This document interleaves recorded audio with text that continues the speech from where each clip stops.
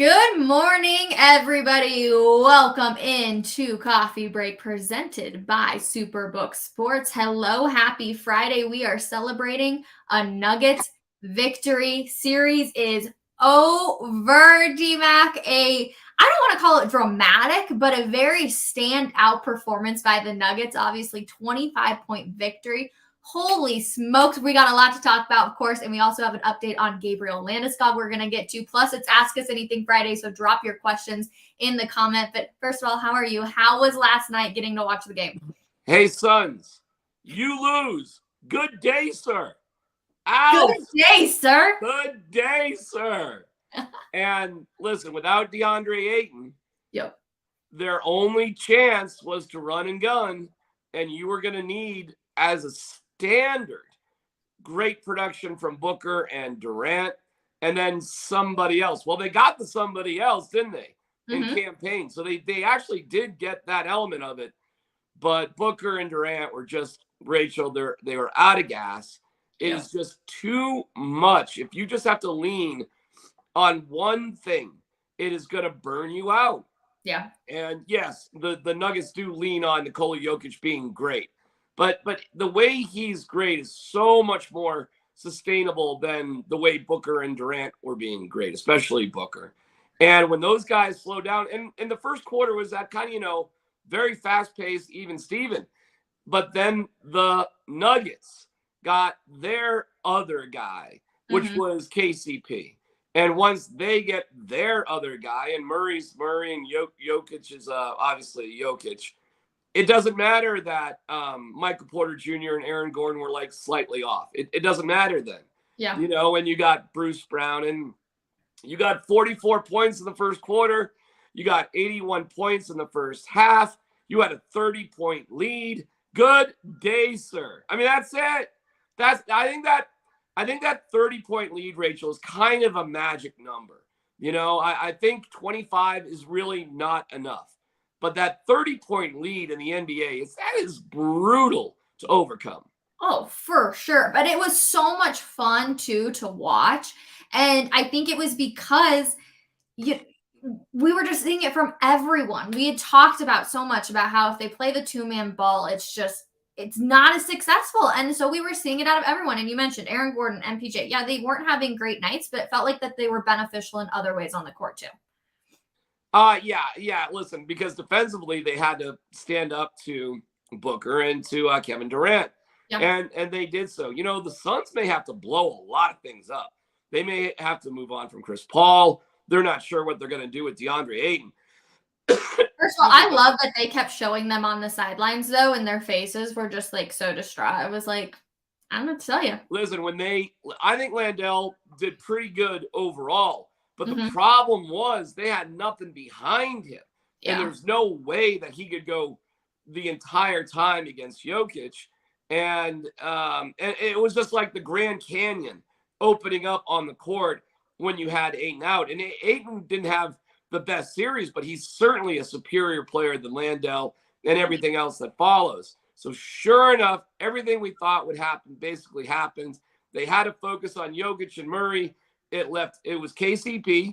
It could have been Michael Porter Jr. It could have been Aaron. It could have been somebody else, but it turned out to be KCP. And he put his championship pedigree to the test. And it was just awesome. Awesome. It was the highest margin of victory for a road win in any NBA playoff game this year. Isn't that crazy? The Denver Nuggets. Why not the Denver Nuggets? They can do it. They can go all the way. And I feel like we're at a very high, but it just, and of course, after game 3 and game 4, we're all on a very low, but it just feels like the Nuggets are continuing to, I don't know if I want to use the word prove us wrong, but they're playing their own ball and it's working. Yeah, there's of course going to be lows, but it's like now that they've gotten this far, I have faith that even if they drop a game here or there, I still have faith watching them. Listen, here's what really happened. And they've been asked all year, have you hit your ceiling? Have you played your best? Have you done that? And the truth is maybe not. However, they have acknowledged, you know what? I think we actually did in game 5. I think they actually did click in their best game of the year. like their highest ceiling of balance, especially with Jamal Murray, what he did and he only had 19 points, but look at the rest of his game. And they just took what they did in game 5 and they just continued it to game 6, especially in the first half. Now, Michael Malone did call a rage timeout when it got down to 23. We haven't done anything and don't give up. And it's like, all right, Mike, I mean, we get it. Like, they don't even need that. I mean, they get it from Michael Malone, but they don't need it. Yeah. Michael Malone went strictly with the Crayola box crew for his second unit rotation. And who are we to question that at this point? It was absolutely perfect. They had a exquisite game. When you really look at the series, Rachel, 3 of their 4 wins, Rach, were blowouts. Yeah. So, and yeah, the second win, game 2, was, relatively close. So not a blowout, but they won it still by 8-9 points, something like that. And the other 3 were blowouts. Yep. The games that they lost, how well the Suns played, I mean, they only lost game 4 by 5 points. So this series, Rachel, the truth is, it really wasn't that competitive. Even though it went 6 games, it wasn't like these games were coming down the wire. The Nuggets really didn't get all that close to losing. They were down 73-70 going into the fourth quarter in game 2. But look what they did in the fourth quarter. They kept Phoenix to 14 points or something ridiculous like that. Something crazy. It was such a fun game to watch. And of course, Jokic with the 11th triple-double of the playoffs. Like, who is this man? 32 points, 12 assists, 10 rebounds. Just insane numbers. And yet it's just such balanced basketball.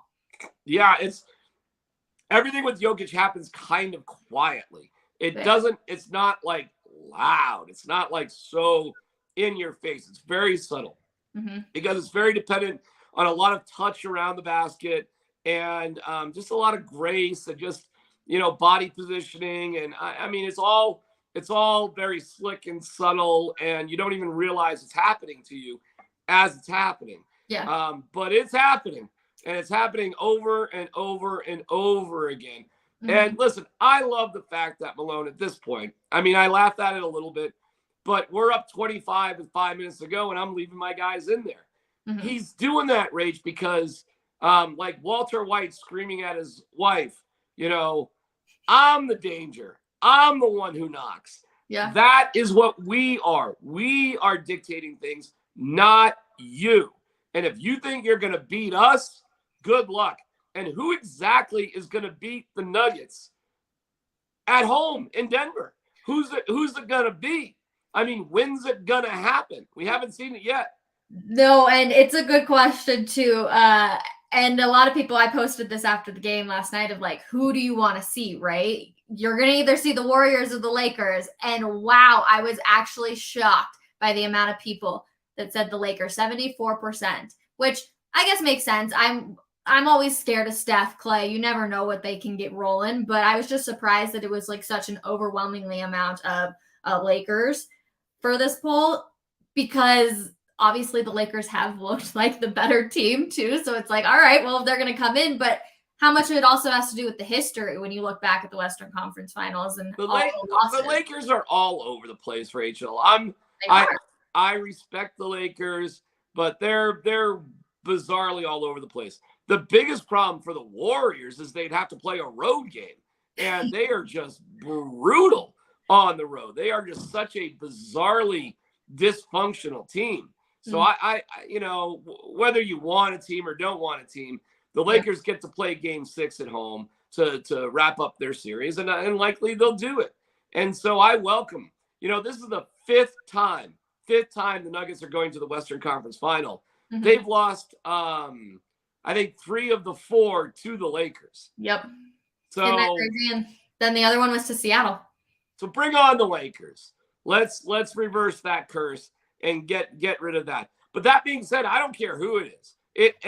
I'm telling you, the Nuggets are the one who knocks. The Nuggets are the danger. They'll good day, sir, to anybody. I don't even care. It doesn't matter. And in terms of the East, doesn't matter there either. Could care less. look at the Sixers, man. They can't close it out at home. I mean, that is soft as freaking cotton. And Boston, I will assume Boston will take care of Embiid and the Sixers going back to Boston. But I'm not afraid of the Lakers, or of the Celtics, rather. That's no big deal. The Heat couldn't finish off the Knicks. I'm not afraid of either of those two teams. The team that scared me the most in this entire run was the Suns. And look what just happened. Bye-bye. Bye-bye. Enjoy your dysfunctional summer. Have a great time. Did you also see that? So in case people didn't know this, players are supposed to talk to the media, essentially. And if they don't, they can get fined if they're asked to go to the podium. Devin Booker just left. He just left the arena without speaking to the media at all. That is so surprising. And I know a lot of the media members down there were saying, like, that is very uncharacteristic of Devin Booker. He always does his media requirements. Must have hit really hard. And I kind of felt bad because, of course, you saw the Luka meme going around and they replaced Luka's head with Jokic and stuff. So I feel a little bit bad that he's taking a lot of the grunt of this. But to leave the arena, D-Mac, without speaking to the media, it's a hefty fine. It's like $12,000 or something around those lines to not speak to the media. Well, we're just happy after another superstar guard gets eliminated that no security workers were injured by flying chairs. So at least I guess that didn't happen. Listen, doing what he did is baby-like behavior. And Kevin Durant stood up there and answered questions. And, I don't know. I mean, I have a ton of respect for Devin Booker as a player, no doubt about it. But yeah, that's part of being a leader, is being able to sit up there and sort of be accountable for what's going on. I get it. You're upset. Everybody's upset. So, but if Kevin Durant could do it, why couldn't you do it? And I don't know, there's a lack of maturity from Booker. There's something missing with him, I guess. I really don't know his whole backstory. I don't know what he's like with the press. I've never had to deal with Booker, so I don't know. I really have no clue. So I don't know. I don't get it. I know how the Nuggets are. I know how the Nuggets are after tough losses. I know that they're approachable. I mean, nobody's really happy to talk about, losing a game. But I spoke to Mikko Rantanen and Nathan McKinnon and Cale Makar, although he was devastated and sat in his locker for like an hour in full uniform. He did stand up and talk to the media for a handful of minutes. So it's not like, Devin Booker's the first guy ever to be really upset when your team loses. I don't know. I don't know what to say to that. But it's unprofessional behavior in general to do that. No, I totally agree with you. And I hope this comes as no disrespect to any NBA athletes, but they tend to be a little bit more dramatic than I would say the NHL is. But the fact that Kevin Durant got up there, and what's really interesting for me is obviously Kevin Durant didn't spend the entire season with the Suns. I'm like, Devin Booker is really the quote unquote true leader for that team. Like, he is a superstar. He's above Chris Paul in my eyes. I know some people are like, oh, Chris Paul, he's the legend down there, yada, yada. I'm like, okay, I go with Devin Booker on that side.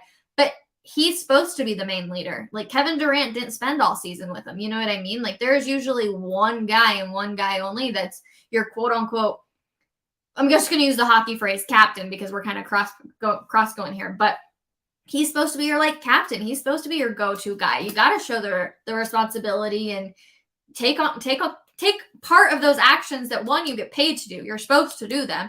And two, for your fan base who wants to hear from you, speak for them because they pay a lot of money. They spend a lot of time to be able to see you play. And I don't know, it's just disrespectful in my eyes. Like, I get it. You don't want to talk about it, but like, that was your opportunity and it sucks. And there's only one champion at the end of the day. My dad has always said there's only one team that wins it at the end of the day. Everyone else is losers. So I don't know. It just gave me a salty look on Devin Booker. Maybe I'm just. I think you're right. In terms of how the Nuggets would view this, I call this a footnote story on the way to the bigger story. So on the way to a championship, there's all sorts of little stories that lead up to it. Now, when your team gets eliminated, that's the end of your story. So the end of the Avalanche, for example, this year ends with the Kraken down the Chushkin and Gabriel Landeskog and all that. That's the end of that story. What we have now, Rachel, are fun footnote stories. We have Anthony Edwards throwing a chair. We have Devin Booker not talking to the media and eventually having a bad game. Really a bad game. I think he had 12 points. I mean, you can't do that. So these are all what I would call footnote stories on the way to something bigger. And the bigger story for the Nuggets clearly will be a championship. Rachel, they've never gotten to the NBA Finals. They never reached the NBA Finals. So what they're about to do now is something they've done before. I mean, they were just against the Lakers in the Western Conference Finals just a couple years ago in the bubble. But look what they had to do to get there. I mean, they had to survive being down 3-1 series to get to the Lakers. Not easy, and it's in the bubble. Everything was just a little weird and a little different in the bubble period. Not to take away from the Lakers championship that year, but things were just bizarrely weird and different.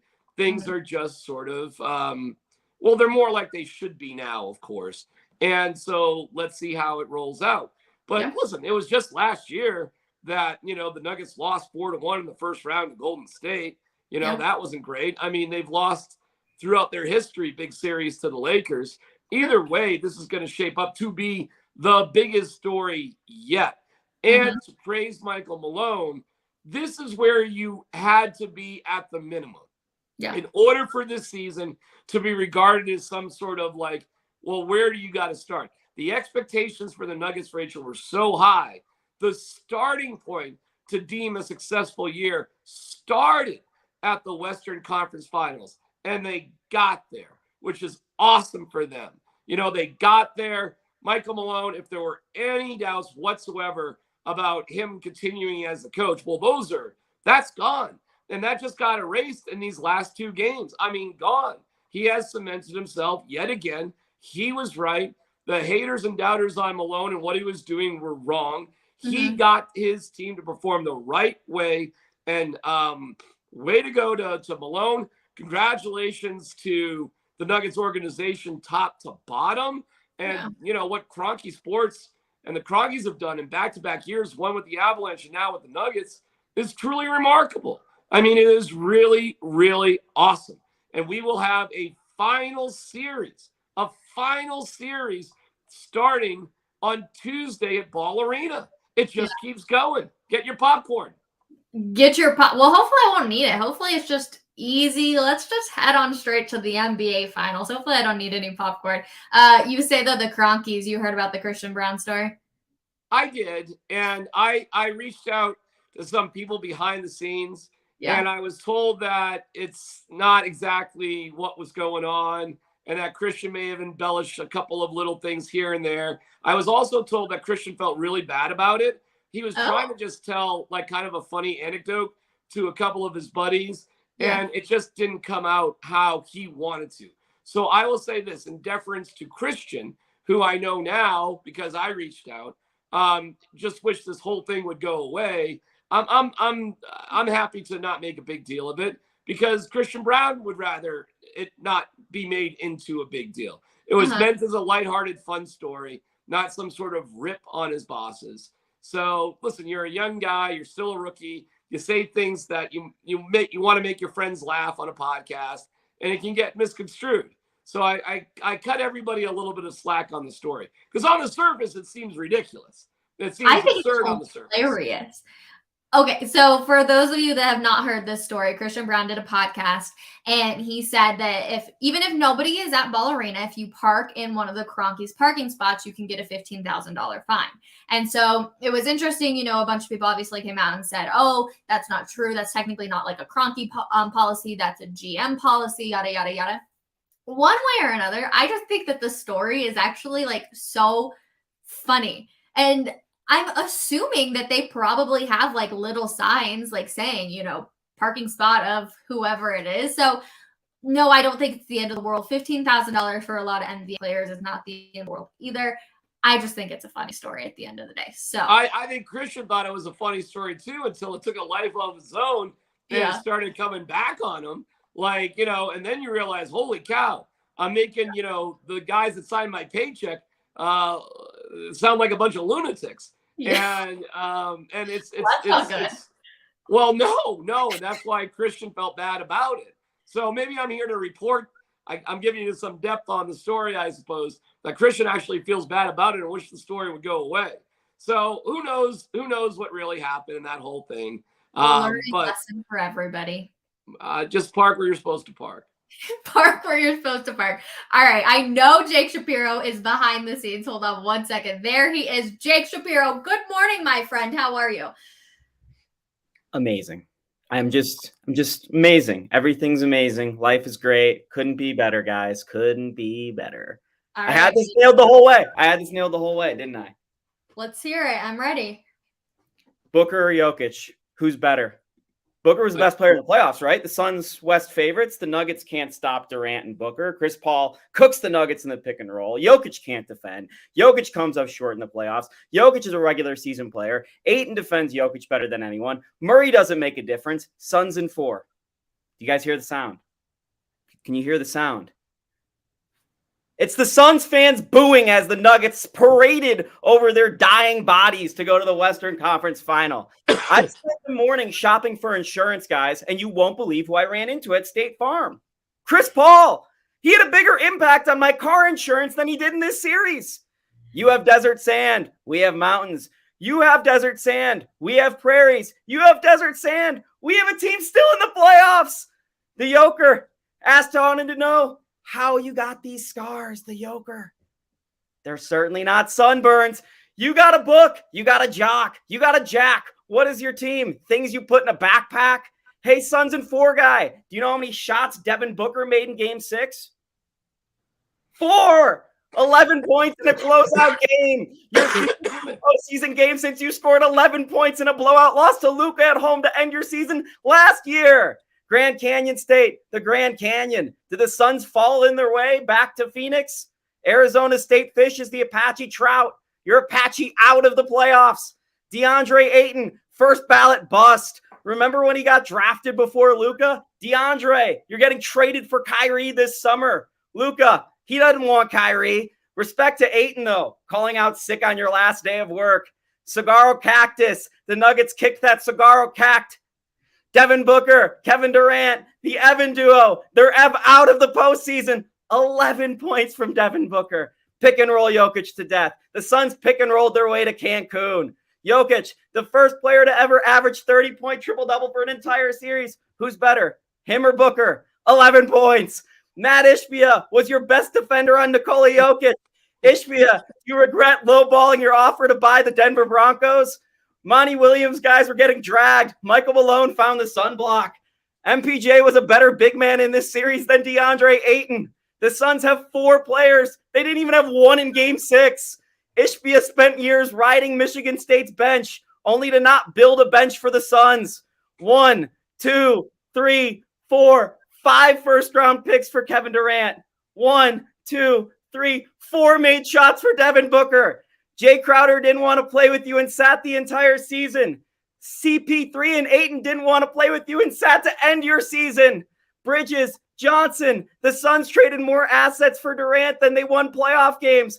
We have the Crayola Box crew. You have Biyombo. We have KCP. You have Tempe. We have Jamal Murray. You have Kyler Murray. Murray, 26 points in a closeout game while sick. The flu arrow. Devin booked his way out of the arena before talking to the media. 11 points. Chris Paul said he was addicted to playing in the finals in 2021. Point God, congrats on 2 years of sobriety. Ishbia flop scored more points for the Suns in the last 4 games than Chris Paul did. Ishbia, you can keep your ball, Mel Tucker, and stay home. The Phoenix Suns, more like the Phoenix Suns. Nikola Jokic is your daddy. Hey, California, Big Honey is coming for you. Big wow. Good job, Jake. Nice job. The Suns in 4, though. Wow. I gotta admit, that was prime right there, Jake. Nice job. Jake, are you writing that one up? Yeah. I was saving it for here. I love it. You gotta publish that. I gotta put that on a refrigerator. The flu arrow, best line. The flu arrow. A lot of great lines, but the flu arrow was the best one. I'm just happy to dismiss these fools. Like no one truly deserved to get their butt whooped like Phoenix Suns fans after all of this for years. Like, I don't know, the Jamal Murray doesn't make a difference thing when they were winning 4-0 against the Nuggets. Like, come on, guys. That's the thing that always just killed me. But yeah, like D-Mac said, this is a footnote on the story. But like the Avs last year, this second round against the Blues could be their toughest foe that they face. 6-game series. And the Nuggets, by the way, they're Game 4 miracle from Landry Shamet and Devin Booker away from winning this series in a gentleman's sweep. Yeah. This is not a close series. Suns, this is a building block series for the Suns. They're going to have some serious questions, as D-Mac mentioned, and the Nuggets are flying high, and it doesn't matter if they run into the Lakers or Warriors. They're going to the NBA Finals. This was the test. They'll be playing Boston, Miami, or Philly in 2 weeks. So let's go. Jake's not worried about anybody at all. Jake, lots of people giving you credit in the comments for sure. Flu era was good. Yes, it was. I hope Sixers in finals. So this could be the revenge playoffs for Jokic. Jake, you've actually spoke on this a lot. I think you did it on Coffee Break. I can't remember. Just the path for Jokic, and if he was able to win the whole thing, like he would just be defeating teams that essentially have always beat him. So I wrote about this after Game 5. And actually, again, last night I wrote about Nikola Jokic, and I made a lot of comparisons to Michael Jordan, which I'll get to in a second. Mm-hmm. To win round 1, the Nuggets needed to overcome the Timberwolves, which had the Tim Conley ties, also had the Game 82 2018 ties. Just a lot had gone on between the Timberwolves and Nuggets. Round 2, the sweep 2 years ago against the Suns. Round 3 is either going to be last year against the Warriors or the Western Conference Final against the Lakers in the bubble. And then in the finals, you have a potential matchup for best player in the league conversation with Joel Embiid. It will be the crowning moment for either of these guys. Mm-hmm.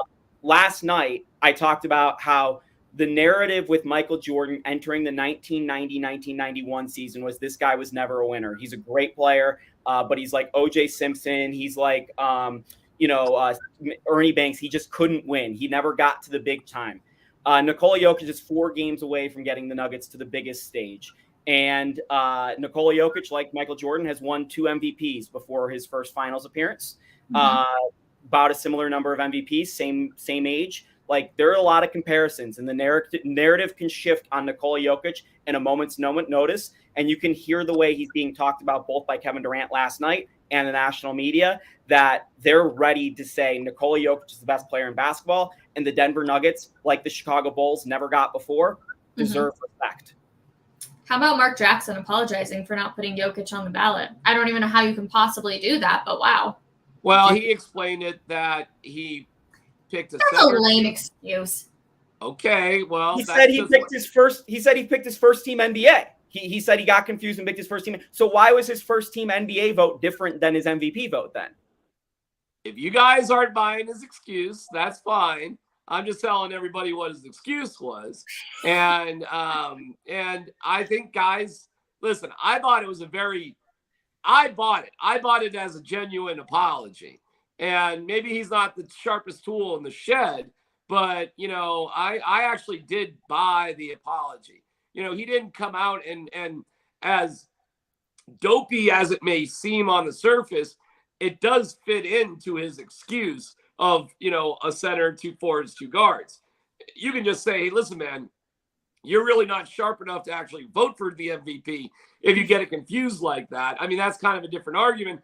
And frankly, they probably should consider taking his vote away. In all honesty, it's a mistake that, you shouldn't make. You've got all year to figure this out. It's not like you got, hey, in the next hour, can you fill out that TPS report and get it into us? No, I mean, you're an MVP voter. You should, sort of take that with a degree of responsibility. Mm-hmm. It's a privilege to have it, but I do believe he made a sloppy mistake because he didn't take his job as a voter seriously enough. So I'm willing to cut him some slack because of the way he apologized. That's me. Mark Jackson's never getting slack from me. Never, ever. He has done so many terrible things behind the scenes, said so many nasty things about people of different orientations behind the scenes. disgusting that Mark Jackson is actually the lead broadcaster for a league partner. He was the thing that was holding the Warriors back before they hired Steve Kerr. He was disliked by everyone in that organization. Yeah, he's one of the greatest assist men in all time, but I'm sorry he couldn't recognize the difference between Nikola Jokic and Rick Smits. Like, come on, you got to take your job more seriously. The whole conversation all year was Jokic, Giannis, Embiid, and for him to not even know Nikola Jokic's name and how to say it correctly in his apology, like, I'm not buying any of it. There's a clear bias from ESPN, and this entire Western Conference Final is going to be their beloved Lakers or Warriors against the Nuggets on ESPN and ABC, and it is going to be brutal for Nuggets fans to watch, but it will be very relieving if the Nuggets are able to pull this off about how this feels after the fact. I will say really quick, last night on the broadcast, and I know Hubie Brown's 89 years old. Okay, I get it. But when you hear comments like, well, there you go, and here it is, and let's go now, whenever the Suns make a little move, whenever you hear like words of encouragement like, well, it's not okay, all right, there it is, you know, and you heard like comments like that, like all night, you know, as if everybody had some sort of rooting interest. To Stephen A. Smith's credit, and probably to the detriment of the ratings, at halftime, good for Stephen A., he just came and said, this is embarrassing and this game is over, which was completely contradictory to what you were actually hearing on the broadcast. So good for Stephen A. for keeping it real. I mean, I was, oh, they cut it to 25. Here we go. I mean, it was stuff like that out of the broadcast team the whole night, which, and I realize I'm not supposed to say anything critical of somebody who's 89 years old. So somehow we're supposed to just be like, okay with all of that. So I'll try to not use the age as a factor, but I'll tell you this, it really came off on the broadcast like you had a rooting interest for some reason, you know, in the Suns. And I'm like, you got a timeshare in Chandler that I don't know about, you know? So I don't really get it, but good for Stephen A. He kept it real at halftime. I mean, I'm sure that chased away people from watching. But then again, guys, I am so sick and tired of these post 8 p.m. starts, period, that we've had to deal with the whole playoffs. And now we're at 6:30 for everything now. Thank God. We've got a great story over at denversports.com, but here is also a look at the schedule. And of course, 6:30 here on out, and it all starts Tuesday. Jake, thank you so much for hanging out with us for the last little bit. We do appreciate it, our friend. And of course, if they roll the next series, we expect something very similar, all right? Oh, I've got a lot for the Lakers and the Warriors. There's a lot of equity built up there that I can run with. And by the way, flight's booked. Well, I guess flight's not booked if the Warriors come back, but the flight's booked for LA. I'm assuming the Lakers are going to win tonight. So, all right. Well, we will see. All right, Jake, thank you so much for hanging out with us on this Friday. Gabriel Landeskog, we got a nice little update for him. And of course, he says everything went well yesterday. Appreciate all the support. You'll love to see it for Gabe for sure. And just in case you did miss out yesterday, we talked about the recovery time.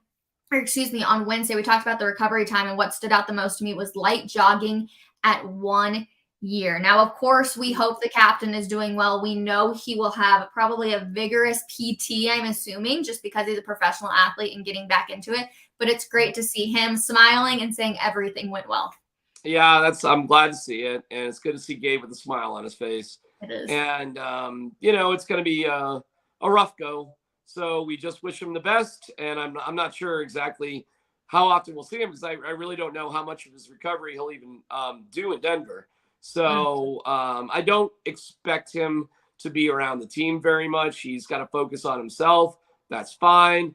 And, you got to just professional sports. You just got to move forward. And hopefully you get Gabe back for, 2023, 2024, right? How's that? You can get him back for the playoffs. He says he's not counting himself out of the playoffs. Regular season, though. I'm not holding my breath for that either. But we'll see. We'll see with Gabe. We wish him the absolute best, and I'm glad things went well in his surgery. I know, me too. And like I said, I loved seeing the giant smile that he posted on his Instagram. And hopefully he keeps us up to date on how all of that PT and everything is going to the rehab process, because I know it's going to be insanely difficult. And DMAC, you've had plenty of, well, you've had a few knee surgeries, so you know the difficulties too of having to, start moving around and doing everything else. Were your kids little when you did it? No, they were teenagers. Okay. Well, my older son was in college, and my younger son was a senior in high school. So because it happened in the fall of his senior year. So I was, just, by the way, I'm no hero like Mark Schlereth with 300 knee surgeries. It was just one.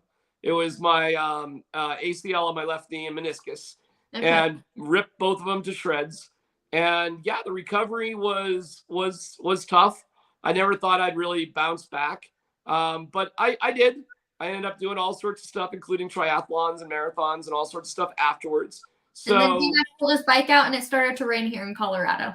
I know. I mean, actually, we got a little sun right now, but yeah, but then again, Rachel, I'm not, I know, shocker. I'm not a world-class elite athlete. I never competed on that level. I was happy that as far as coming back from my surgery, I was as good as I possibly could be, even if I didn't have, as if I never had the injury. Yeah. So for my ability and my fitness and all that, I was able to do the things according to where I was, as if the surgery never happened whatsoever. But Rachel, I didn't have cartilage replacement surgery. This is a whole different sort of deal. I had the much more traditional ACL sort of meniscus sort of thing that a lot of people have and bounce back very well. We do not have a large track record of people coming back to their previous selves after this type of surgery. I wish we did. I wish there was a more common thread to pull on. But there just isn't. So everybody needs to understand what Gabe is trying to do. And Lonzo Ball, too, who had the same surgery, is kind of unprecedented. And so it's not that it can't be done. It's just that we don't have much of a track record to see how successful it tends to be. I know. And of course, we just send well wishes to Gabe, and hopefully we do see him back out on the ice eventually, even if it's not next season, hopefully the following season. Broncos schedule, though, DMAC, was released. Interesting video. I'm curious on your take on the trilogy with Peyton Manning. I thought it was great. They're going off The Office. I thought it was wonderful. They got Angela from The Office. They got Creed as a cameo, and they got the redhead. Gosh, I forget her name in the show, but they got the actress who played Angela. I'm sorry, I don't know her name. And Peyton was in there, and I thought it was great. You got to be an Office fan. If you're not a fan of The Office, I mean, seriously, you're not going to understand a lot of the jokes. But if you're a fan of The Office, which I am, I thought it was really cool and creative, and I liked it. It wasn't like the Titans just interviewing drunk people outside of Broadway. But that wait. Are you telling me you didn't like that? No, I loved it. It was hysterical. It was so funny. It was the best one. It was. But you are, you're having fun with drunk people. So the Broncos decided to do something in a little bit, not.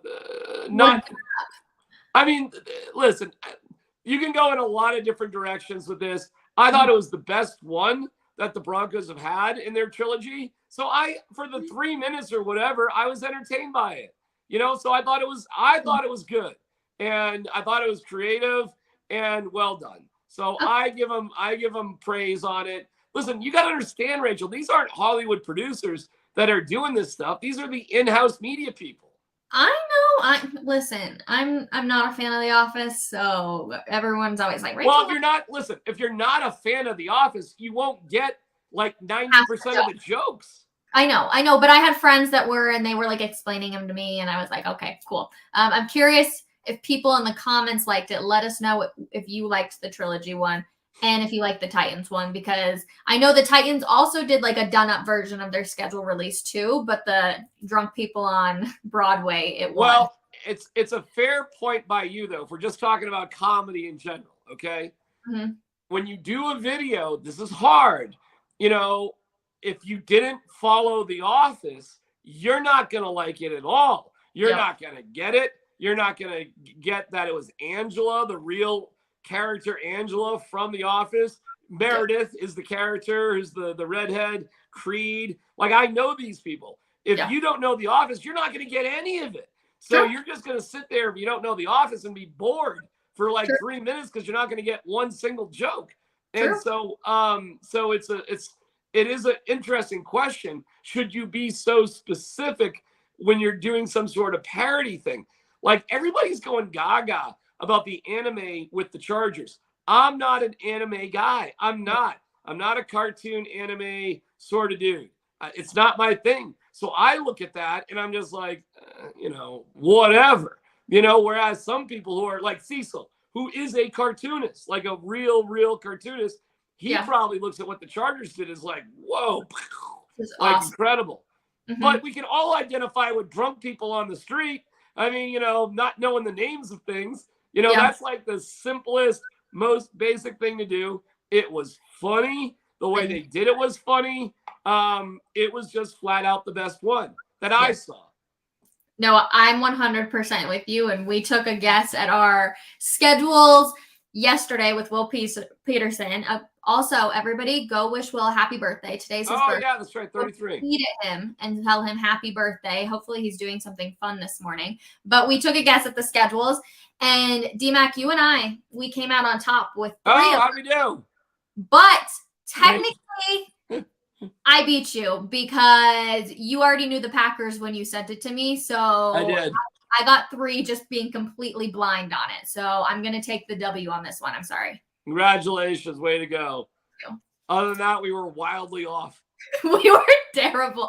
But that's kind of the fun of it, is there are so many ways you can build the schedule. And so it's so interesting to see how you can kind of compare to it. Because, of course, well, I don't know about you. I put a little bit of thought. I was like, okay, after the bye, they're going to play against probably a really hard team. Now, I didn't expect Chiefs bye then Bills, but here we go. A look at the schedule too. Of course, I highlighted the 3 games that are most interesting to me. And the fact that they did the Chiefs bye and Bills, I think that whole stretch. But really what we learned here is the Broncos have to be really good at the start of the season.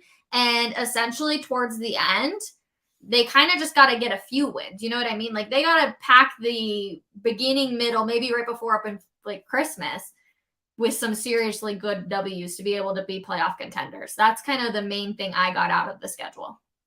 Yeah, I'm with you. I like how it starts and ends with the Raiders. Yeah. I think that's fun. I'm all for that.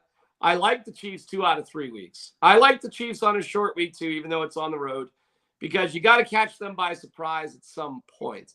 I think the bye week falls in a perfect place. Perfect. So, it looks all right to me. And when we got 4 primetime games, something like that. I mean, I think they could be flexed out of one of them. That Minnesota game, they could possibly be flexed out later in the season. But I think it's all about right.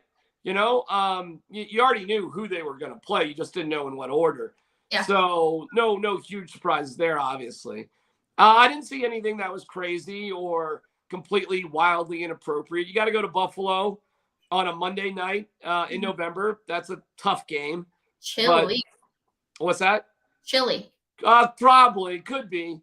The fall in Buffalo is kind of weird.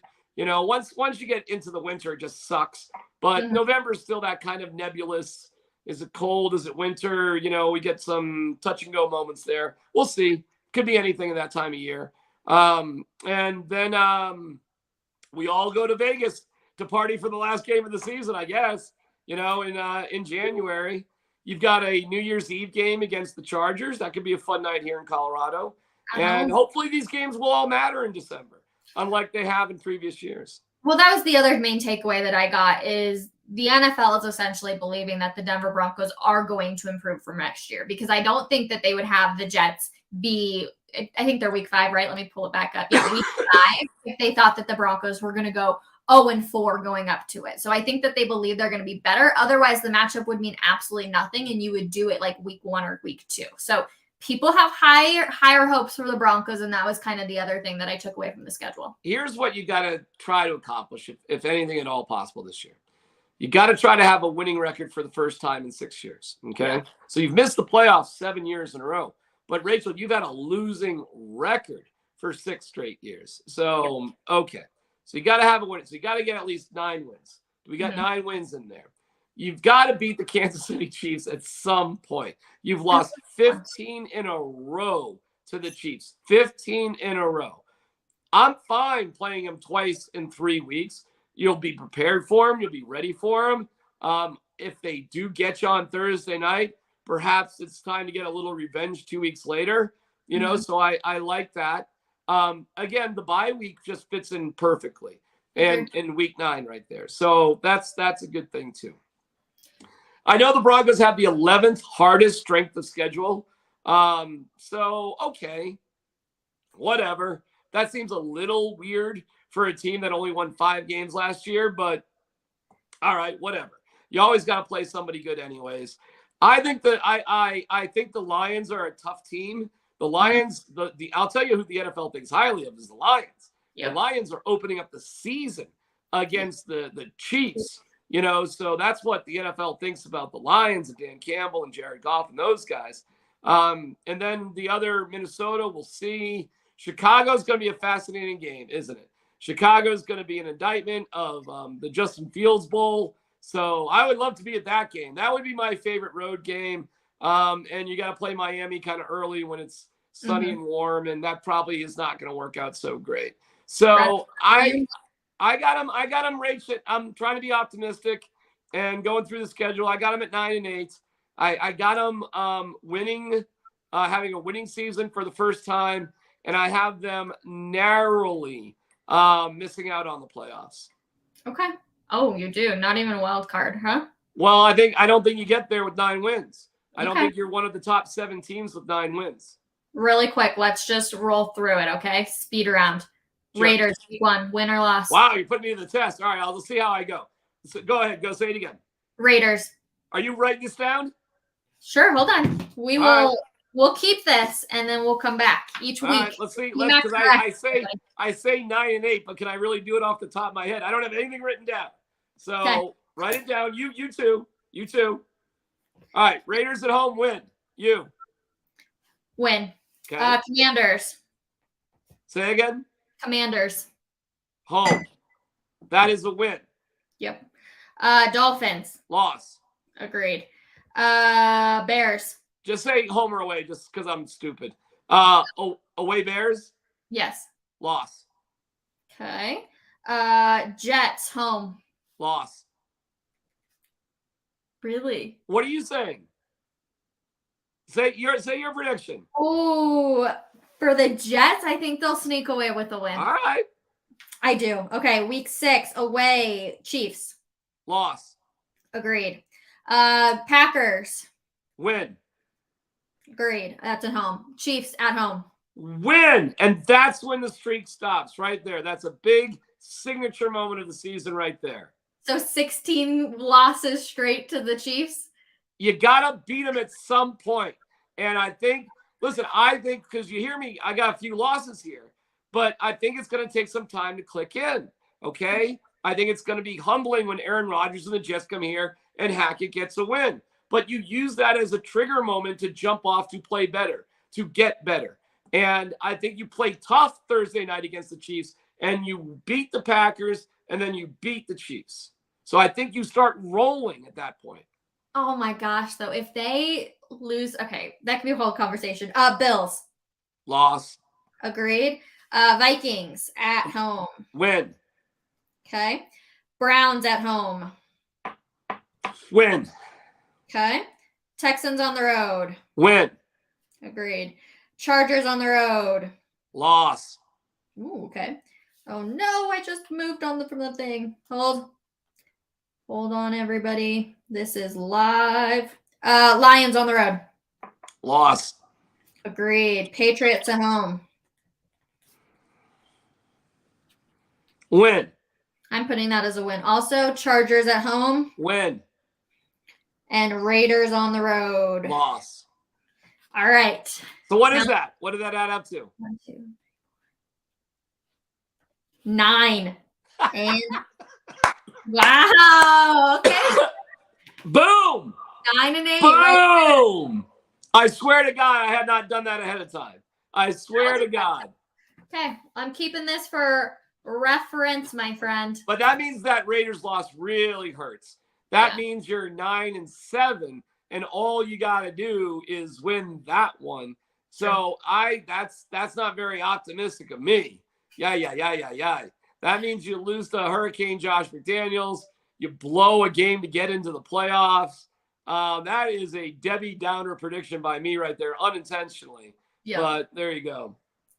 Gosh, that Jets game, though, is just going to be – and you know what's funny, too, is I look at the Vikings, and it would have been more like – in my mind, I'm still like, oh, Kevin O'Connell, he could have been the head coach, over Nathaniel Hackett, what could have been. But really, it's no longer relevant. Like, I guess you could kind of look at it as a storyline, but like that would be one where I was like, oh, yeah, but because it's Sean Payton and it's no longer Nathaniel Hackett, I'm like, oh, yeah, that'll be an interesting. Well, listen, Rachel, I can give you another look at the Vikings and tell you why they could win. I just think winning on the road is difficult to do. And hopefully you beat somebody in the NFC this year that you have lined up. I mean, I think, I have them beating Washington as well. So I have them winning the 2 NFC North games and home games, and I have them losing the NFC North away games. And I don't think that's really kind of a big, bold prediction. I have them more or less beating the Chiefs. I have them going 3-3 against the AFC West. I have them upsetting the Chiefs at one point, beating the Raiders to open the season, and beating the Chargers at home, and then, taking losses on the road to all 3 of those teams too. So I think I've got a pretty balanced, probably pretty boring sort of prediction that puts you drafting around 18 or 19, something like that, and it puts you in really dicey territory. Now, what do? Are you signing that extension to Russell Wilson that'll keep him on the team for another 3 years and pay him like $55 million for next season? You got yourself in some really, really tricky territory. It is Friday, which means, of course, it is Ask Us Anything. Also, look at this picture I found of you and I. Look at how cute we are. There you go. It was last year, I believe, for the Nuggets. Usually, D-Mac and I are taking pictures for like Avalanche because obviously the run last year, but this was from, I believe, the Nuggets game. So drop any questions you have for us in the comments. But D-Mac, I have a question for you. If the Broncos beat Justin Fields and the Bears, will you stop your semantics of Justin Fields and the greatest mistake ever? No. It doesn't really, it's not the defining moment of that deal or Justin Fields. But everybody gets a nanny boo-boo on me that particular day. There's no doubt about it. I will have to, I will take my shots. Listen, if they can beat the Bears on the road with what the Bears have put in to their team and the experience that Justin Fields now has, that would be one hell of a win for the Broncos. So that would be a great signature of more good things to come. The Bears will be favored in that game, no doubt about it. And I think the Bears will win that game, as I've already predicted.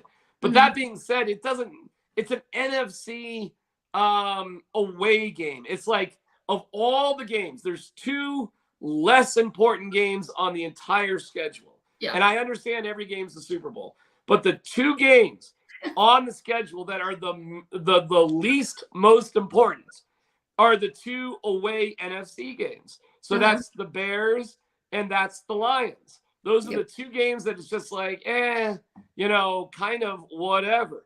You want to win your home games more than anything, and you want to win in your division. After that, Rachel, you want to go 500 on the road, basically. So if you drop a game to the Bears or the Lions, it doesn't matter in a tiebreaker. It matters in your overall standings, but it doesn't like separate you aside from the overall standings. Whereas AFC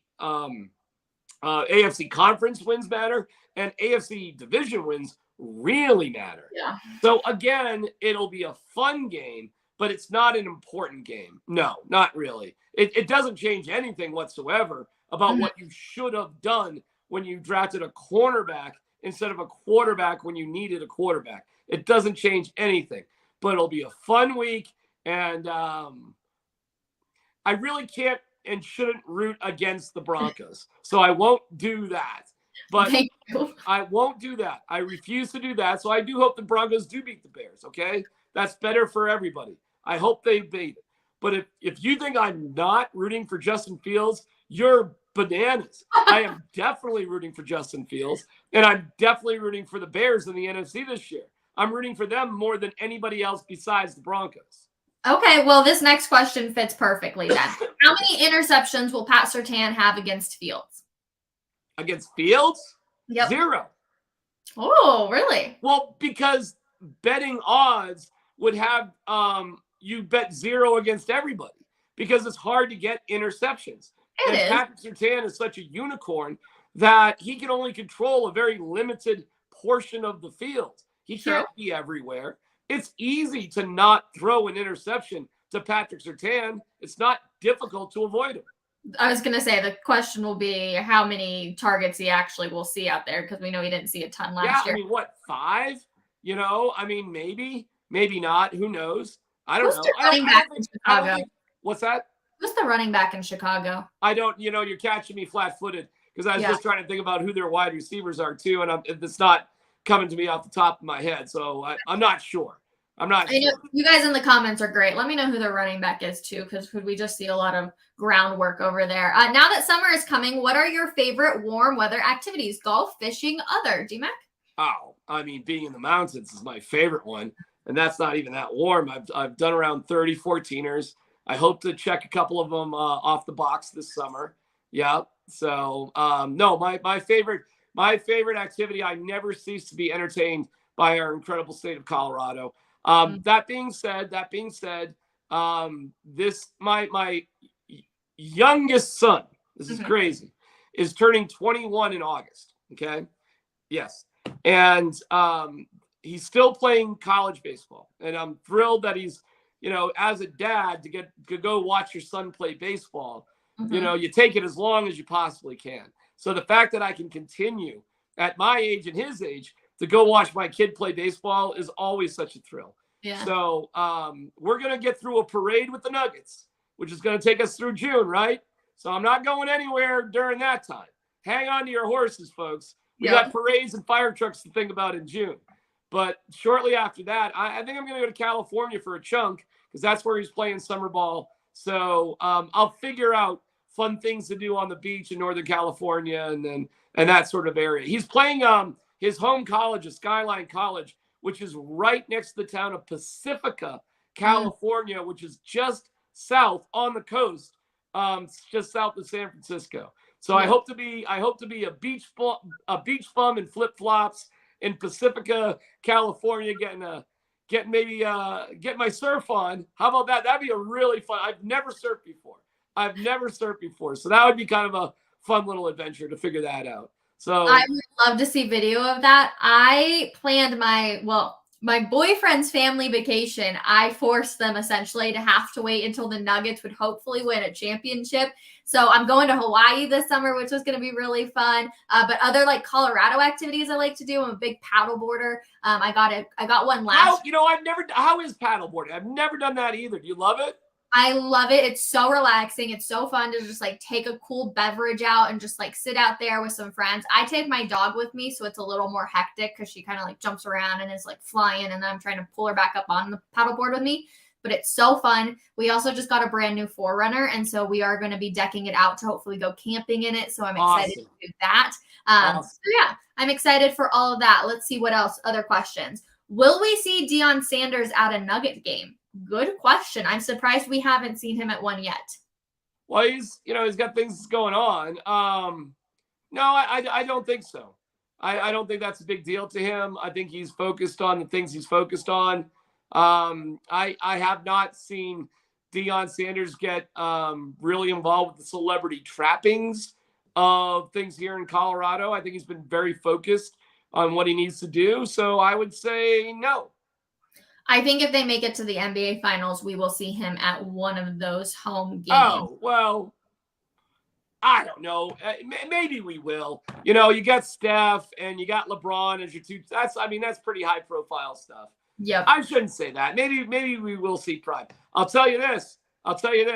If you put Prime up on the video and you put Sean Payton or Russell Wilson, I have no doubts who would get more applause. He ain't hard to find. I know. Okay, next question. Which game this season are you two going to attend together? Luckily, if you're going to a game, you're typically going to see D-Mac and I. We will be at all the Broncos home games and then all the rest of the Nuggets games for the rest of the summer. So fingers crossed. Rachel and I, we got to figure out how to weasel some of these road Nuggets games. We haven't figured that one out yet, but we got to, maybe. I'll tell you this. If they play Boston, I'm just going to, I'll just go. And you can come, you can stay at Peter and Eileen's. You can come with me. And we got an extra room for you. I can hang out with D-Mac's parents. You can hang out with Peter and Eileen. We can, 32 Island Park. It'd be fun. Rachel, I'll take you clamming. Can I please get a lobster roll? Try to avoid getting a lobster roll. Perfect. Okay, that's the game plan. We're hoping for Boston. Have you ever been to Boston? No, I've never been to the East Coast. Oh, well, that would be wonderful. I'd love to show you my hometown area, and we'll park your car in Harvard Yard, and we'll take you around. And Nuggets win. That would be a lot of fun. I'd love to show you where I grew up, and that would be the most fun thing. The vlog would be absolutely incredible. What would you be curious about where I grew up? What would get your interest? What would be interesting? Seeing your childhood home would be something else. By the way, it's a shrine to me. There's I am in a Hall of Fame. It's at 32 Island Park in my childhood bedroom. It's like I was 15 forever with the trophies and the the little letters and all the stuff there. Would be so fun. Yes. I'm curious about that. Where you met your wife? Well, I met my wife in Syracuse, so not in Ipswich. So on that one. You married in Boston though? What? No, we got married in Pennsylvania, outside of Mechanicsburg, Pennsylvania, where she's from. Okay. Well, I'd be curious just to best restaurants in the area. I've never done East Coast. I've been to Rachel. I'll take you to best restaurant. I'll take you to the Clam Box where we get some fried clams. We'll see how athletic we feel. We can do the Run for the Sun from my house to Cranes Beach, which is a nice 6-mile run. Would be something else. What else is good? Well, Cranes Beach itself is unbelievable. Look it up. Look up Cranes Beach. And maybe we won't run there. Maybe we'll go to the beach and we'll run around it, which is like a 7-mile loop, which is fantastic. There's a movie, The Witches of Eastwick, with Cher. That was filmed at Cranes Castle. That's where my brother got married, and I was supposed to have my prom, but my president of my high school class screwed it up, and we missed out on a reservation for the castle for the prom. So it's a big miss, that sort of thing. You can meet some of my high school friends that still live in the area that I'm still in contact with. Oh my gosh. The whole thing. We can get a good down at the Shope Bridge Pub. All the highlights. We're rooting for Boston, everybody. Let's Buckle go. up for the vlog so we can go to Boston. And of course, we're going to be talking all about the conference finals this upcoming week. Come hang out with us. Start on Monday for Nuggets Talk. And we got everything else you need, denversports.com. D-Mac, as always, a pleasure to everybody in the comments. We love you. Thank you for the questions. They were fantastic. And we will see you guys on Monday morning. Have a wonderful weekend, everybody. Bye.